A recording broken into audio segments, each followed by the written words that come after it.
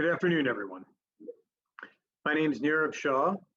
I'm the Director of Maine Center for Disease Control and Prevention. I'm delighted to be able to join you this afternoon to provide you an update on where we are with respect to COVID-19 for the entire state of Maine for today, Tuesday, April 20th, 2021. As of right now, 57,965 cases of COVID-19 have been reported to Maine CDC, an increase of 420 cases since yesterday. Of those, 43,444 are confirmed and 14,521 are probable cases. Of the cases that we reported yesterday, those 420, 94 were among individuals who were diagnosed on the 19th of April, 77 were among individuals from the 18th of April, 128 were from the 17th, 104 were from the 16th, and the remainder were from the 15th of April. Sadly, we've logged 767 deaths associated with COVID-19 in the entire state since we began our work on the pandemic. Cumulatively, 1,778 people have been hospitalized. Right now, across the state, 104 people are in the hospital. 35 of them are in the intensive care unit. 69 of them are in non-intensive care unit beds, and 14 are on ventilators. Turning now to vaccines and vaccinations. We've reached two milestones of note. Right now, we have administered as a state more than 1 million doses of COVID-19 vaccine across the entire state. Cumulatively, we've administered 1,02,361 total doses of COVID-19 vaccine statewide. About 569,000 of those are first doses, 433,000 of them or so are second doses. Over the weekend, we marked another milestone. Over the weekend, we hit a point at which over 50% of eligible Mainers had received at least their first dose of COVID-19 vaccine, eligible being those who were 16 and over. So that means just in the recent days, we've hit that mark where at least 50% of folks who are eligible have gotten their first dose on board, and in the aggregate, over 1 million doses of COVID-19 vaccine administered across the state. That's strong, resounding, and remarkable progress. We, of course, have more work to do, namely that other 50% of the state. But where we are right now puts us on strong footing to continue our work around vaccines and vaccinations. We've built an architecture that can accommodate more doses of vaccine if they arrive, when they arrive, from the federal government, and get those into arms as quickly as possible, thereby turning vaccines into vaccinations. I couldn't be more proud of the work that we as a state have accomplished. These findings, these milestones are not accidents. They are the result of deliberate work, collaboration, and planning that's gone on for weeks, months, before the first doses even arrived. I'd like to take a moment to thank a few groups for getting us here. The first are the numerous different vaccinators that are out on the ground, whether that's hospitals, EMS clinicians, independent pharmacies, some doctors' offices, you name it, commercial pharmacies, you name it, they are out there on the ground being the ones actually getting shots into arms. I'd like to just take a second to thank them for everything they've done to get us here. We wouldn't be here without you. The second is I want to give a quick shout out to our team here within the Maine CDC at the Maine Immunization Program. That team's run and led by a woman named Tanya Philbrick. Tanya has been at our side throughout this entire process of COVID and has been really one of the architects of the system that we've put into place to order doses and to get them to the places that can turn them into vaccines. She and her entire team have been nothing short of spectacular. I'd like to just take a second to recognize and thank them. But the real key to why we are where we are right now, and at the time period that we are in, is because of all of you. Maine people have shown that when the vaccine has become available, they want it. They sign up for it, and you've demonstrated that the vaccine is not an abstraction in Maine. It's something that, when offered, is something that people will go, seek, find, and take advantage of. That is the reason why Maine's numbers are where they are, and we would not be here first and foremost without all of you across the state. We just have to keep it up now. Speaking of vaccines and vaccinations, one other announcement there. As we've talked about at these meetings, we, in partnership with our colleagues at FEMA, have a mobile vaccination unit that is making stops at various different parts of the state. We've been working with the team at FEMA to expand the offerings at that mobile vaccination unit. And starting today, we are now offering vaccines at the mobile vaccination unit in Windham without a prior appointment. That is to say, no appointment is needed at the Windham Clinic only, today, tomorrow, or Thursday. Now, today's appointments actually have been booked up, which is a great thing. But tomorrow, Wednesday, or Thursday, you have two ways of potentially getting vaccinated at the Windham site. The first and the preferable option is to call our community vaccination line and book an appointment. That number is 888-445-4111. But if calling isn't an option, or if your schedule is unpredictable, you can also go to the mobile vaccination unit in Windham without a prior appointment and still potentially get vaccinated. Now, I have to note that because of the demand for vaccination, this walk-up option is first come, first serve. And those with prior existing appointments will be given priority. So I still recommend that you call and book an appointment. That number again is 888-445-4111. All of the slots for today are booked out.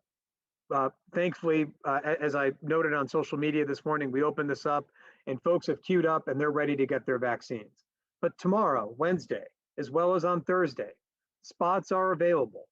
Either call or, again, if your schedule is unpredictable, you can also show up without a prior appointment. And if vaccine supplies allow, you may be able to get vaccinated. It is first come, first serve. Now, this sort of vaccine without a prior appointment right now is only for the Windham site. We're not sure whether we'll be able to offer this, for example, starting on Saturday in Biddeford. Right now, this is only for the Windham site. The mobile unit is currently using Moderna vaccine. That's because even though we initially had intended to use Johnson & Johnson vaccine, the pause that was put into place a week ago meant that we had to pivot very quickly. The mobile unit is currently offering Moderna vaccine.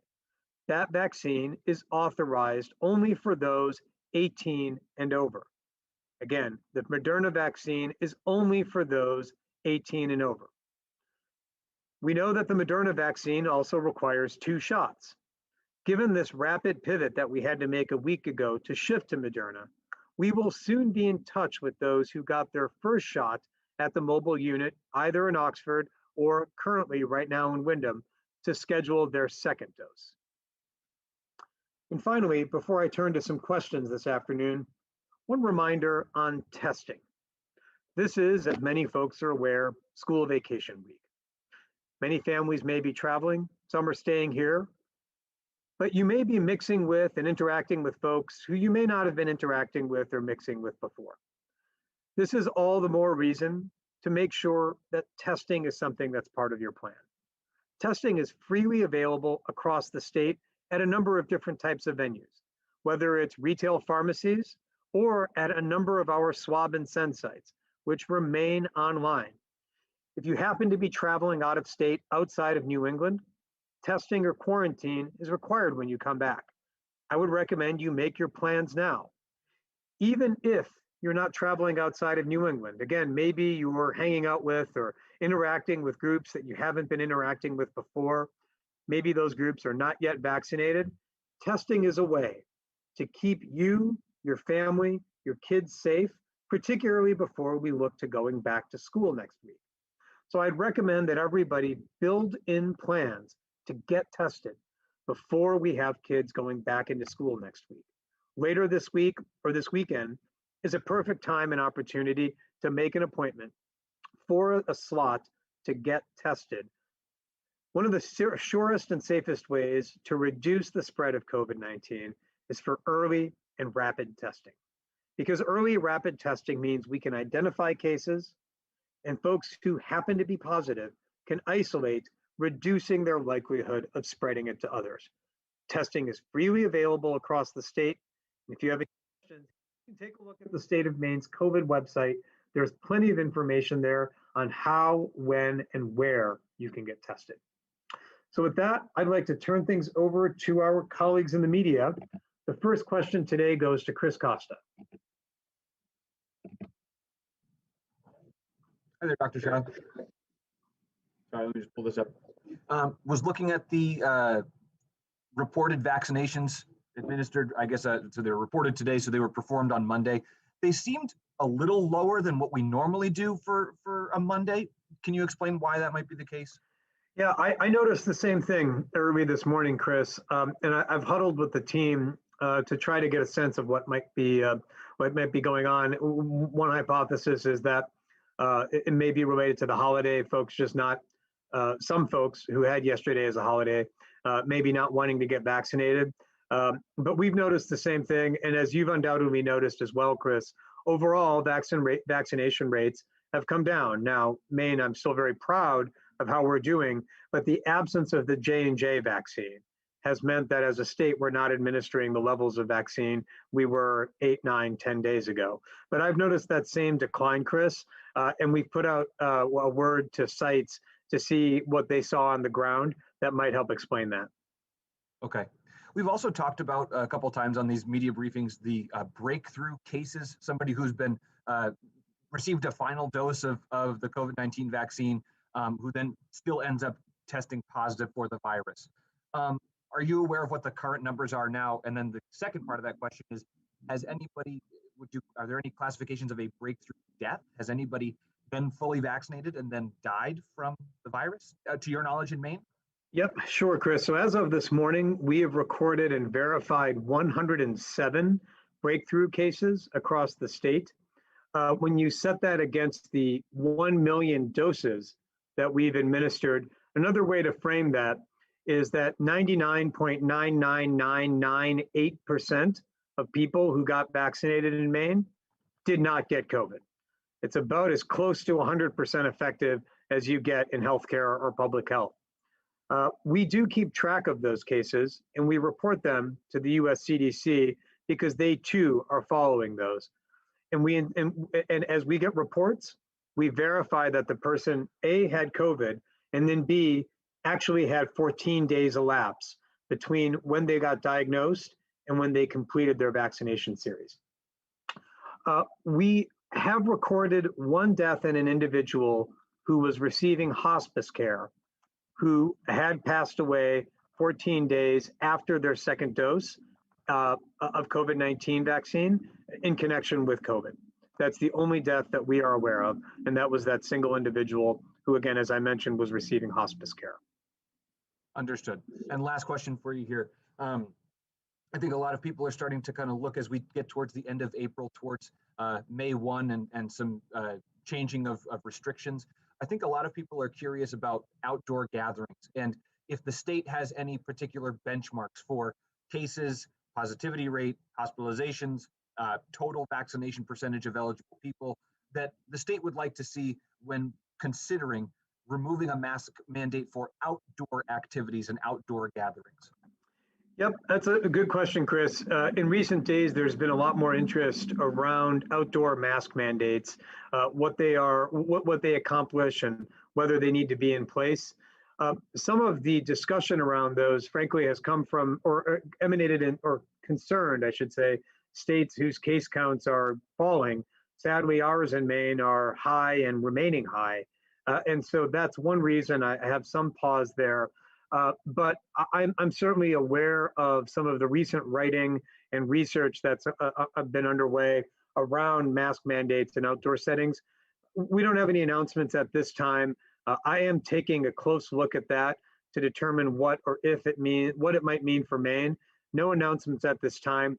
To your point about specific benchmarks, we're using the same approach that we've used thus far in the pandemic, the same approach that's gotten us here to date, which is that it's not about any one particular factor, but rather a blend of all the factors that you mentioned, not just positivity rates, but numbers of new cases, the number of folks who are in the hospital, the percentage of those who are in intensive care units, as well as things like the ages of folks who are being affected.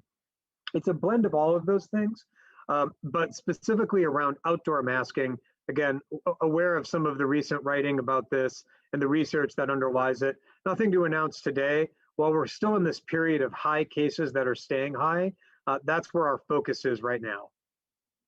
All right, thanks, Dr. Shah. Yep, thanks, Chris. Let me turn it over to Brian Sullivan next. Thank you, Dr. Shah. I wonder if what the plan is for people who get the dose through the mobile vaccination unit. Do they go back to the same place to get that second shot, or how does that going to work? Brian, that's our anticipation right now. Now, of course, the mobile unit was originally designed, and the initial concept of operations was that the mobile unit would be using J&J vaccine. And thus, there was no need for it to make repeat stops at locations. It was going to have one big circular route across the state, and that was going to be its route plan. With the pivot that we had to make in a matter of hours last week, switching to Moderna vaccine, we now have to review the route to make sure we can be back in those same locations on or about 28 days after those first folks did. We've got to iron all of that out before we reach out to people to give them an appointment for their second doses. But our expectation is that they will be able to get those second doses, generally in the same location, perhaps by the mobile unit. If not by the mobile unit, then we're working with we will work and reach out to, say, independent pharmacies and EMS agencies to see in those rare instances where the mobile unit may not be able to provide those second doses, whether some of those other groups can. So I guess, and I don't have the schedule directly in front of me. So say, for instance, Wyndham this week, 4 weeks later, you're supposed to be in Old Town, can't be in two places at once. Would you shift the Old Town clinic a little bit, or would you shift the second dose a little bit more? I can't say, Brian. We really have to plan it out. A lot depends not just on the unit itself, but on the staff. Even though many of the staff are from FEMA, they're not committed to the entire 60 days. Some are rolling on and some are rolling off. So we've got to make sure that any changes we make are not midway through a stop. So the logistics here are more than just sort of rerouting it to one place. If you've been to the site, you also will note it's more than just an RV with an awning and some chairs out front. It's a pretty, the traffic flow has to be mapped out. And so going back to a site requires making sure the parking lots are available, all of those things. So we're going to make sure we get those things in place. But one other important note, Brian, not long, around about a month ago, maybe 6 weeks ago now, we put out notice to vaccination sites that they should feel free, in fact, they are required to administer second doses to folks who did not get their first dose at that location. So if someone got their first dose in Lewiston, but their schedule works out such that they want to get their second dose in Bangor, that's totally allowed, and we've told sites that that's where they need to go. So even if somebody can't come back to the same location, say 26 days from now to be back in Wyndham, they can get their second dose at a place that's closer to them, that's convenient for them. Okay, and I just have one question about the card that people receive after that second dose. I have a coworker who was told, make sure you hang on to this because if you want to travel, you're going to need it. And I guess that maybe speaks to vaccine passports, and that maybe is more of a private industry decision that would be made. But how do you see the future of perhaps vaccine passports and what it would allow for people to perhaps partake in? So Brian, in general, you're right. I recommend that everybody hold on to their vaccine card, not because it's necessarily part of the travel scheme, which I'll talk about in a minute, or any travel arrangements, but because it's a medical record. It's one of your medical records. And for example, your primary care doctor may not have received notice that you got vaccinated. And so that card will be helpful for your primary care doctor to know when you got vaccinated, with what doses, from what lot numbers. It's a medical record, and you should protect it and hang on to it in the same way that you would protect and hang on to any other medical record you might have. In terms of things like vaccine certifications or verifications, any system of that nature would not necessarily rely upon that white card that everyone receives. It would actually be based on an IT system that queries different states' IT vaccination databases and uses that as the basis of verifying whether you in fact have received your vaccine or not. So the white card may or may not be the mechanism that's used for that. It would probably be that verification would happen through a separate IT mechanism, not necessarily through the analog card. But again, not a reason to throw the card in the back of the junk drawer at home. I would make sure you keep it, take a picture of it, scan it, laminate it, whatever you've got to do to keep it safe. Thank you. Mm-hmm. Over to Bonnie from the Sun Journal next. Thank you, Doctor. Androscoggin County, the cases continue to be quite high per capita, pretty much higher than anyone else. I know we've asked you this before, but what's going on? Yeah, it's a good question, Bonnie. I mean, what we're seeing in Androscoggin County are two things. One is some focal outbreaks, for example, the outbreak at Bates, which thankfully is not seeing the intensity that it was a week, 2 weeks ago, but there are still some cases, and additional cases may be detected as well. So we're seeing that focal outbreak, but we're also seeing high degrees of community transmission across the county.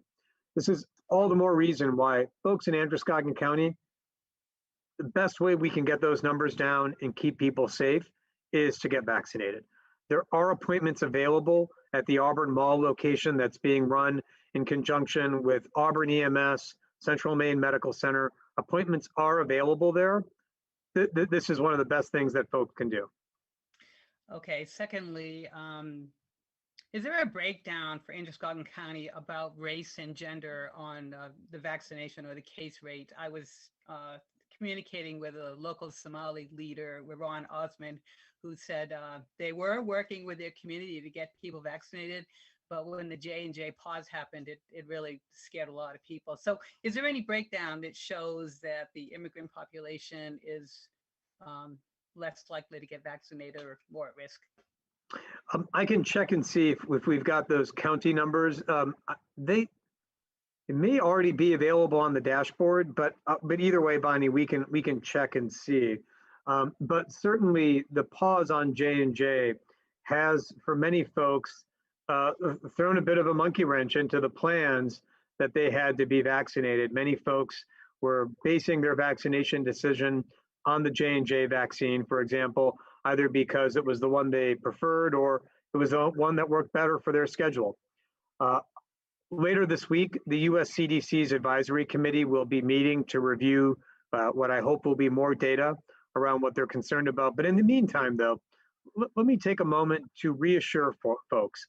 While you may have been building up to wanting the J&J vaccine, the alternatives, whether it's with Moderna or with Pfizer, are just as safe, just as trustworthy, and just as effective as the J&J vaccine. Indeed, when I've received calls, emails from friends and family members who themselves were hoping to get the J&J vaccine and were asked to pause because of the nationwide pause, what I've told them without missing a beat, without fail, is that rather than waiting for any pause to be resolved, they should just go ahead and make plans to get the Pfizer or Moderna vaccines. That's what I would recommend that folks do rather than waiting for any of the pause to be resolved. And I haven't checked with the Auburn Mall this week, but you said, and last I knew that the appointments were filling up and it was still difficult to get one. But so are you saying that that's changed? There's more appointments available? The last time I spoke with officials who were running the Auburn Mall, they were able to have slots available. Now, it may not mean that the time that you necessarily want is available, but they did have additional slots available. Does that mean it's going to be today at 4 p.m.? No, that may, it may take a little bit more time, but it was possible for folks to get slotted. They're receiving about 3 trays of Pfizer per week, and that is, from what I understand, able to meet the demand that they're seeing.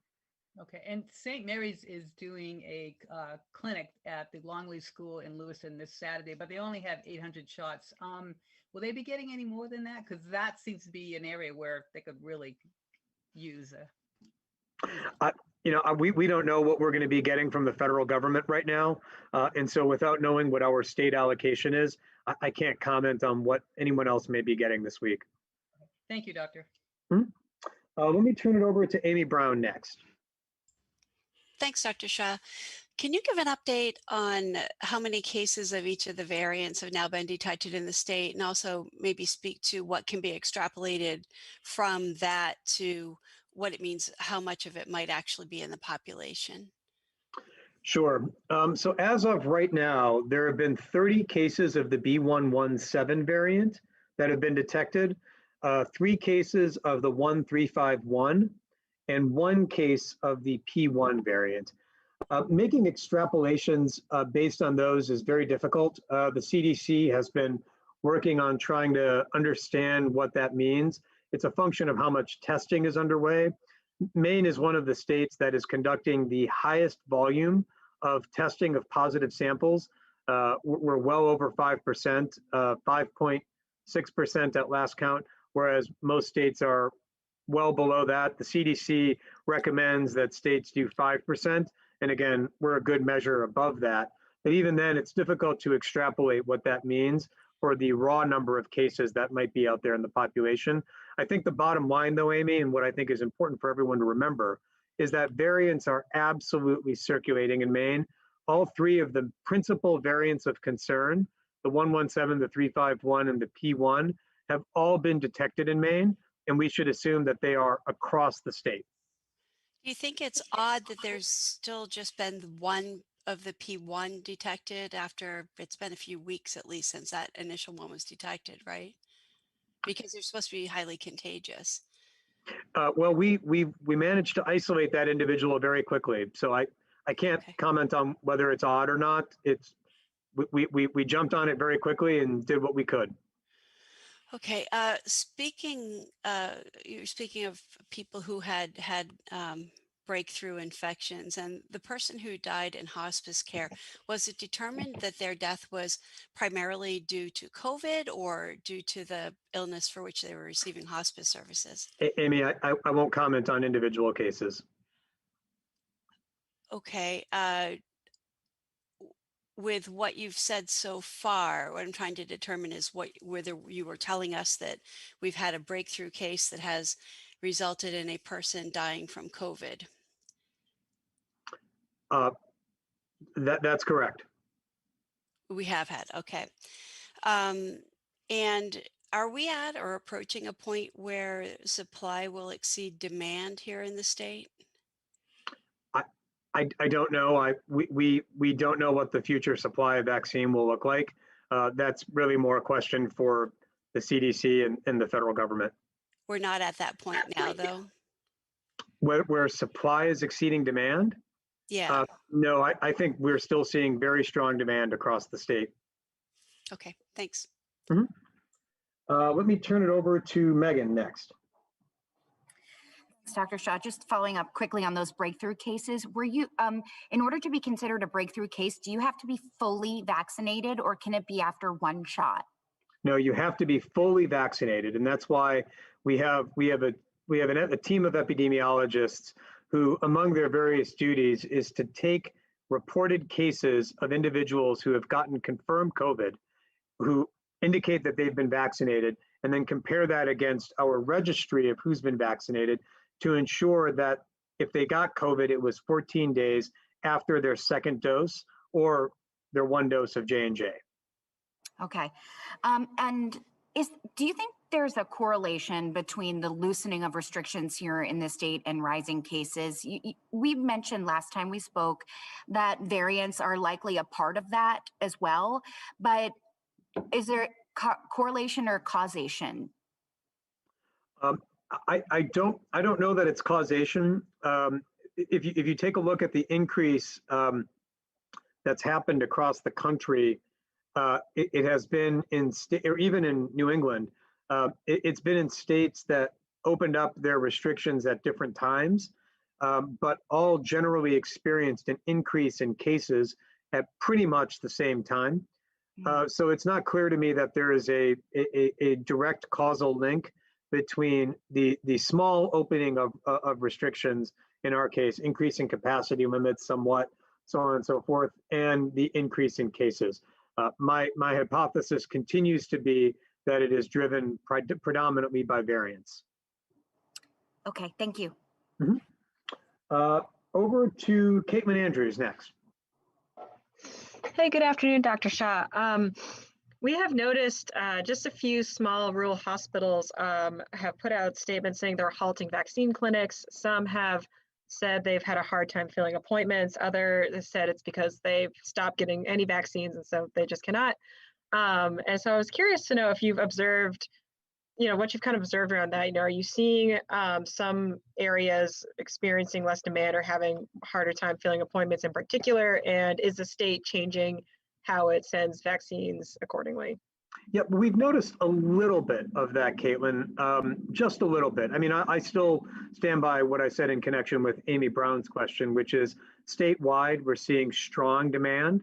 But you're right, in a few instances, very few, we've had hospitals say that for the first 20 weeks of vaccination, we're requesting 800 or 1,000 doses every week, and then are now requesting fewer than that. 600 or 700 rather than 800 or 1,000. But and then in a few instances, we've heard from hospitals that have said that they have had difficult times filling their appointments, but they've been able to by working the phones, calling patients, things of that nature. So it's been sporadic, it's been intermittent. We are of course taking that into account. Generally speaking, when we allocate doses, our starting point, and we've talked about this before, as you know, Caitlin, our starting point is what did that facility request? And if their request is lower than it has been, we take that as a sign that they know the demand in their community better. Okay, can you kind of explain a little bit more about where you're seeing those, is there any kind of like geographic connection between those few instances? And if the state is like choosing to not give vaccines to those, any of those places, like how does it make the decision to say we don't see enough demand here? Oh yeah, let me start with that latter one. I'm glad you raised that directly. I am not the arbiter of what demand is. We rely upon the facility on the ground, whether it's an EMS agency, a hospital. We rely upon their analysis and their knowledge of their local community to assess what the demand is. And they do that by the request that they put into us for doses. So we have not, I don't think, Caitlin, and if I'm wrong about this, I'll correct it, but I don't think we've had a hospital or an institution say, we don't have any demand in our neighborhood, we don't need any doses. I'm 99.99% sure of that. What we have had are a few instances in, principally in Somerset County, and then a little bit in Piscataquis, where some hospitals have said, hey, I know that historically we've asked for 600 or 700 doses, but this week we really only think we've got the interest for 500 doses, that sort of thing. Mm-hmm. Does that answer your question, Caitlin? Yeah, and so I guess I would I know again, we have probably already touched upon this twice in this press briefing alone, but what do you kind of make of those instances where you're seeing less and less? Yeah. What's going on there? I mean, I just want to go back to something just to be crystal clear for everybody. Our understanding of demand comes from those folks on the ground who are ultimately scheduling and administering the doses. That is how we understand and assess demand. We use their request, who they have scheduled, what do they have on hand, what do they anticipate, what does their wait list look like? Those are the factors when I think about demand. That's really what I'm referring to concretely. It's not some abstraction or some vague notion that I have. That's the concrete things that we look for. And again, I rely upon their assessments of demand, not anything that I come to on my own. Caitlin, but more generally, there are I'm going to engage in something that's unwise, but it's a gross oversimplification. But this is how I think about the vaccine world. There are generally, I think, 4 or so groups of folks. The first group of folks are those who wish to be vaccinated no matter what. They don't need an educational campaign. They don't need. They're ready. They were first in line on December 14th. And they've been ready to go. Another group of folks are those who are interested in getting a vaccine when it's convenient for them. Another group are those who may or may not be interested in getting a vaccine because they've got questions. And then there's another group that, irrespective of the amount of messaging and the number of times their doctor's office calls them, they're not going to get a vaccine. We've clearly seen strong demand from that first group. No question about it. And I think it stands to reason, Caitlin, that nationwide, worldwide, as well as in Maine, we're starting to move into some of those other groups. That second group that is focused on convenience. We'll get the vaccine, but when it's easy for them to do. Hence the moves that you and I talked about last week around unscheduled time periods for folks to get vaccinated. There's a direct connection between those two. That other group, that third group is, they've got questions, hence why from time to time on these briefings, I answer questions that folks send in. And then that latter group, we're gonna keep talking to them. Okay, that is helpful. Thank you. Different questions, slightly pivot. A rule change was announced through DHHS that said that the department would be able to impose mass vaccinations and exclusions from the workplace and documented immunity for healthcare workers. And I was just wondering if you could give me some clarification on whether this is geared specifically towards state healthcare workers or healthcare workers in the state in general. And so one of the inclusions in the rule change was immunization against influenza. And is that meant to be inclusive of the COVID-19 vaccine? Right now, so to your questions, to the former question, it's focused on all healthcare workers, not just state. And then as to the COVID, haven't made any determinations on the inclusion of COVID as part of that. Right now, it's focused on influenza. Okay, thank you. Yep, thanks, Caitlin. Over to Kevin Miller next. Great, thanks, Dr. Shah. So first question, I know we're obviously doing pretty well as far as relative to other states getting shots into arms, but we are seeing these higher rates of new cases. And we all look at different metrics. I'm sure you track a whole bunch of them. There are some of those rankings that show per capita per 100 cases per 100,000 residents show us pretty high. Top 10. You talked a little bit about this last week, I think, but when you see those high case rates per 100,000 residents, kind of what's that telling you? Why is this happening here in Maine versus more so than other states? And is this that we're also testing more, so we're catching these more? Well, let me start on the latter, Kevin. I don't think our volume of testing, our testing level is very robust. We are, when you include PCR and antigen, both of which test for current transmissible infections, or what some folks sometimes call active infections. We are testing around, or conducting rather, about 870 tests for every 100,000 people, which is a very robust volume. It puts us up there on, even on the international league tables in very good stead.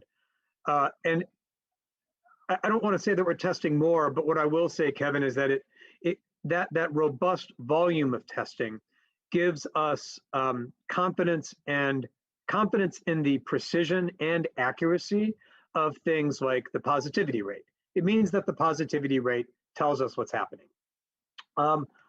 More generally, I too have, and our team has talked about the exact question you raised, Kevin, which is how do we reconcile high vaccination rates with high transmission rates? One would think that following the example of some other countries like Israel, we would start to see a decrement. What's going on there? I think what is somewhat happening, Kevin, is there are, again, I'm going to do something that's really inadvisable, but I'm going to grossly oversimplify the situation. But I think what's happening from an epidemiological perspective, it's got a technical term. It's called a syndemic, which is two parallel occurring epidemics that are unfolding in the same real time together that may or may not have interconnections with one another. That is to say, two things occurring on the same tracks. In Maine, what I think that looks like is a population of largely older individuals who are vaccinated first. And as a result of which, we've seen a significant decrease in the cases amongst those groups. I may even try to post a graph a little bit later showing that decrement in cases among older Maine people directly as a function of vaccination. But those groups may not necessarily interact with younger Mainers as much. That is to say, they have been largely cordoned off.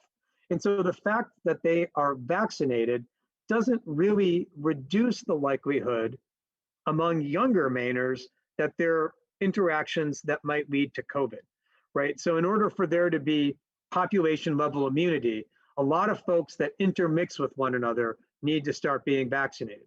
But if older Mainers are largely cordoned off, then the fact that they've been vaccinated doesn't really help slow transmission among younger Mainers who are just now getting their vaccination numbers up. And when you couple that sort of syndemic phenomenon with variants which are more contagious, that is my hypothesis right now as to why our case numbers are high and maybe even staying high and maybe even going higher. Okay, great.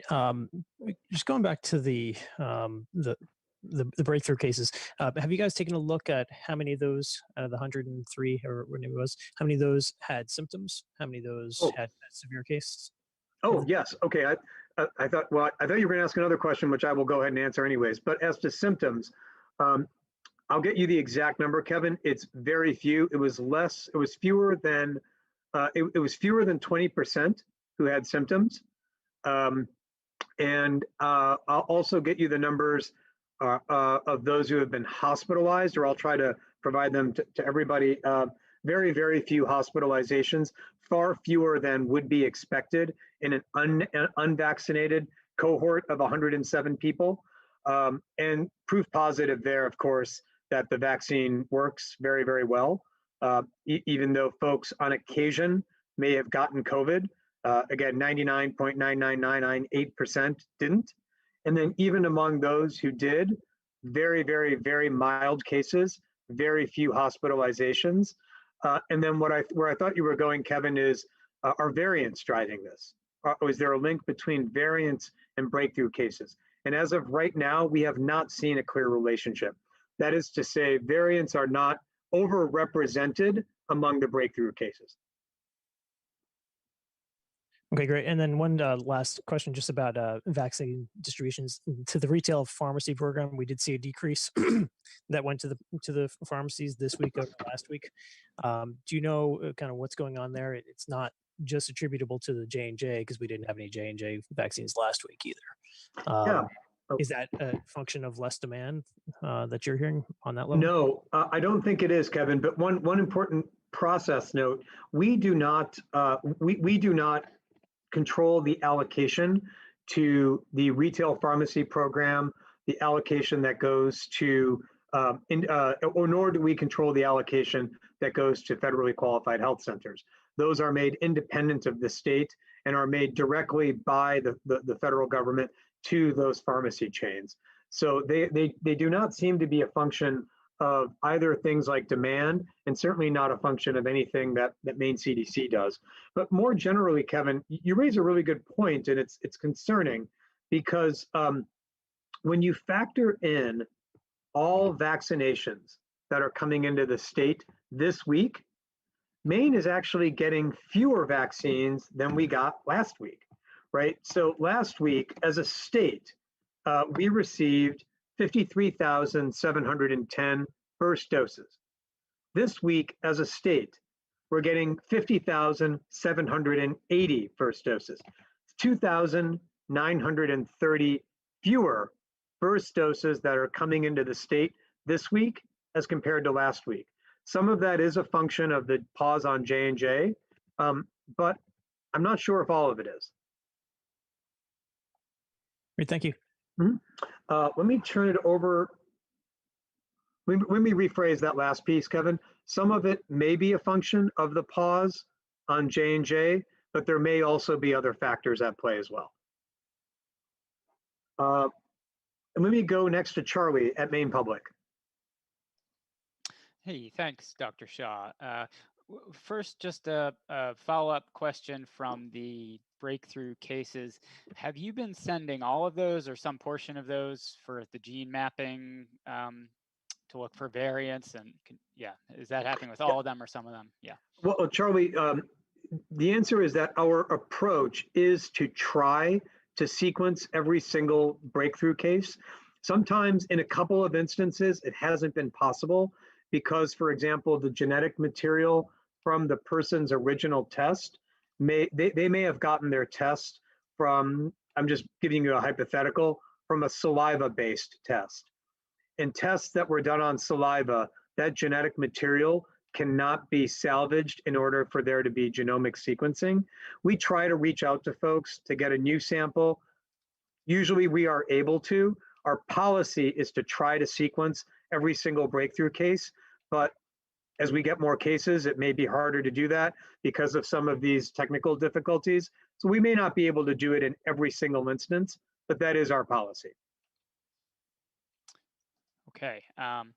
Can you say, I think the governor may have mentioned this last week, just in terms of the larger question of vaccine hesitancy and with the concern that the Johnson & Johnson pause could be contributing to it. What can you speak in any detail about the state's current or future efforts to conduct education that might combat some of that hesitancy into, you've mentioned the 4 categories of people, maybe to get some of the 3rd and 4th categories into the first or second categories? Yeah, absolutely, Charlie. We've been focused on doing this in various and different ways since December 14th. Some of it is what we do during these discussions, which is talk about the vaccine, talk about who's getting vaccinated, answer questions.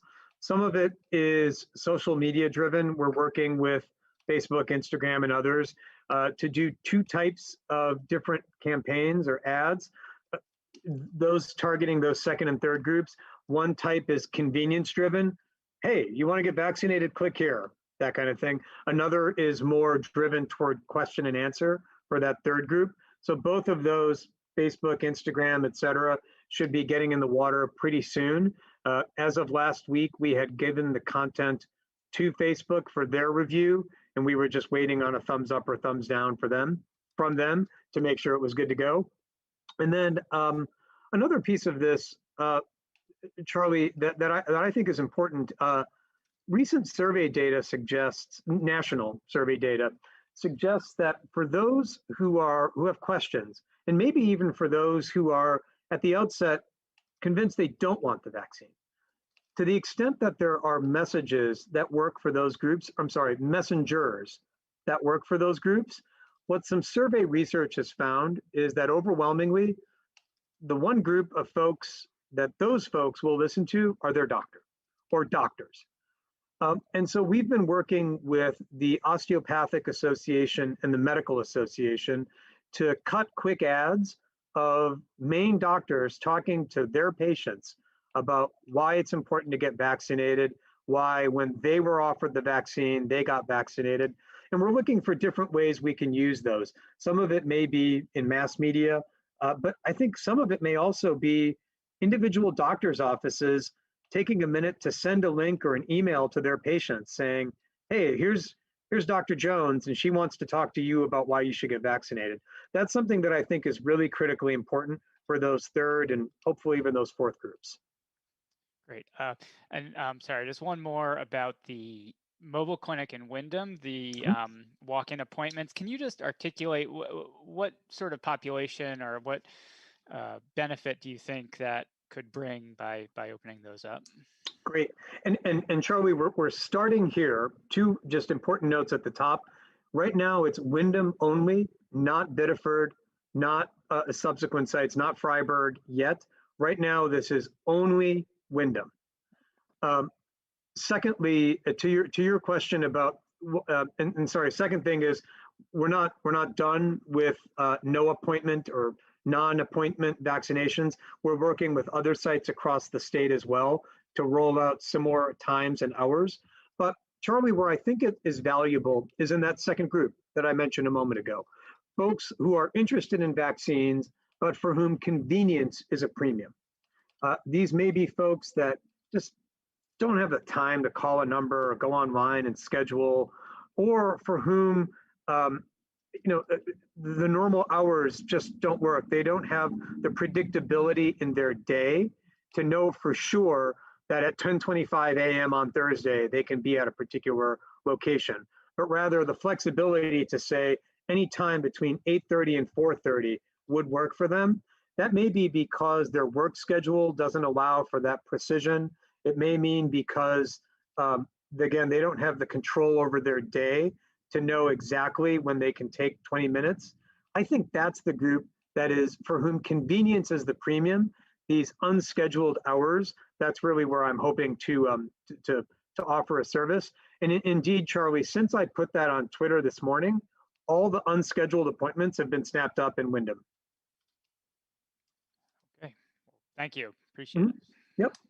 And the last question for the afternoon goes to Patrick Whittle. Thank you very much. Oh, I'm sorry, Patrick, sorry. Oh. Gosh, I'm just not Nope, being complete in my thoughts. Charlie, to go back, all the unscheduled appointments in Wyndham today have been snapped up, but those for Wednesday and Thursday remain, but all the unscheduled appointments today in Wyndham have been snapped up. There's still the possibility that there may be a dose or two left over at the end of the day. So that's still something if you really want to roll the dice, but it's just as easy to call ahead and book something tomorrow or show up tomorrow at some point or Thursday. Sorry about that. Patrick, back over to you. No problem. And thank you very much. I had a couple of things. We've noticed through the data provided to us by Johns Hopkins University that in the state of Maine, not just the daily case rate, but the daily death rate has gone up over the last couple of weeks by somewhere in the neighborhood of about 75%. Could you speak to that? Sure, Patrick. One note there is it depends on sort of where you start the story. That is to say, the death rate has come down significantly since what we were experiencing December, January, even into very early February. But what has gone up though since then has been not just the case rate, but also the death rate. And I will also add on to that, Patrick, the hospitalization rate. Just a few weeks ago, we were averaging quite steadily 70 to 80 people who were hospitalized at any one time. Now that number is over 100 to 110. All three of those have gone up. I think it goes back somewhat similarly to what I noted for Kevin, which is there are two relatively distinct groups in Maine. And when you factor in the younger population, the contagiousness of the variant, and perhaps even the greater seriousness of the variant, whether it means landing people in the hospital more, or alternatively, even causing more fatalities, I think that's what we're seeing unfold. So it's a product of variants then, we think. That is my hypothesis right now. It squares with the increases in variants that we've seen. It squares with the international data that have been reported about their contagiousness and their seriousness. That, to me, that hypothesis right now has the most explanatory power. There are other hypotheses, as Megan noted, any potential connection with reopening. We've analyzed that. I don't see a clear link, but it's possible. There's also possibilities of, maybe there are still these smaller congregations happening. Certainly, we've seen a high number of cases lately on college campuses. That definitely contributed to the increase in cases. It was across a number of college campuses. So that's part of the mix as well. But again, I think the data suggests that variants are what ties a lot of these together. Okay. What follows is a three-part question, and it's possible that the answers are, I don't know, I don't know, I don't know. But I would love to know what the percentage needed for herd immunity is in the state. Do we think we'll get there? And is it different from what the national percentage is expected to be? Okay, number one, the estimates suggest that the percentage of any given population that is needed to achieve population immunity, the percentage of vaccination needed, depending on which epidemiologist you follow, it's anywhere from 75, maybe 85%. There's a number of reasons why every epidemiologist has their own model and their own estimate, but that's the ballpark we're talking about. Do I think we'll get there? Let me answer that one third. Second question, is that different from anywhere else in the state? It's not. These models apply to populations irrespective of geography. And indeed, Maine's got, so now I'll answer the middle, the middle question, which is, are we gonna get there? That's my goal. There's no question about that.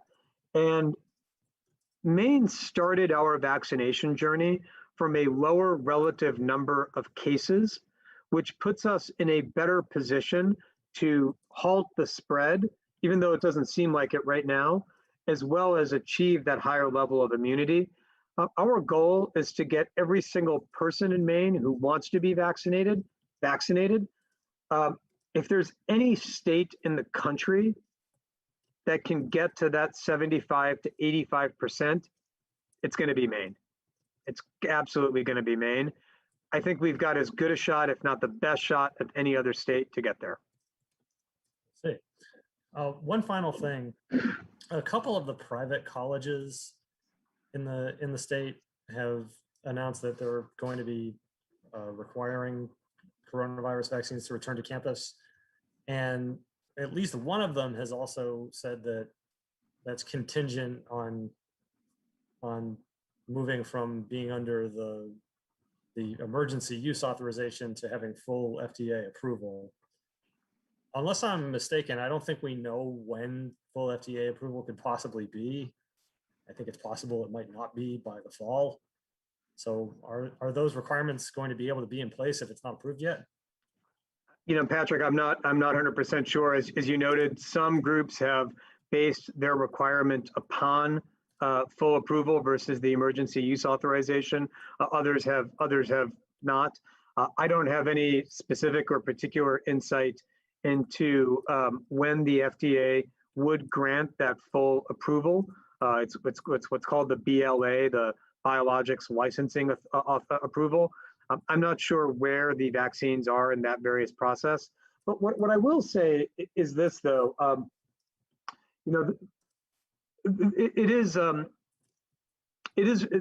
just want to emphasize for folks that although there may be reasons why different groups may look upon these things differently for regulatory purposes, for the average, those of us who are just looking to get their shot, there is no difference between the two.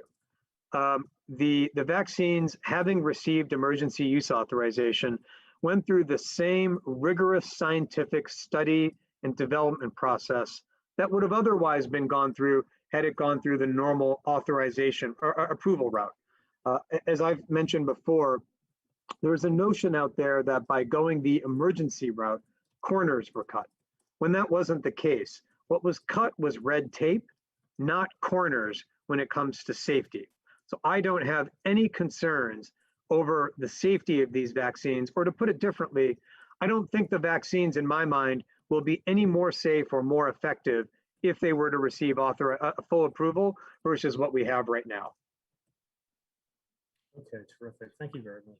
Yep. And then, yeah, so I think that's where we are on that front. And then going back just for a moment to what it's going to take. The final note there, Patrick, going back to the population immunity, some parts of the world have already started to achieve that high degree of saturation of vaccination coverage.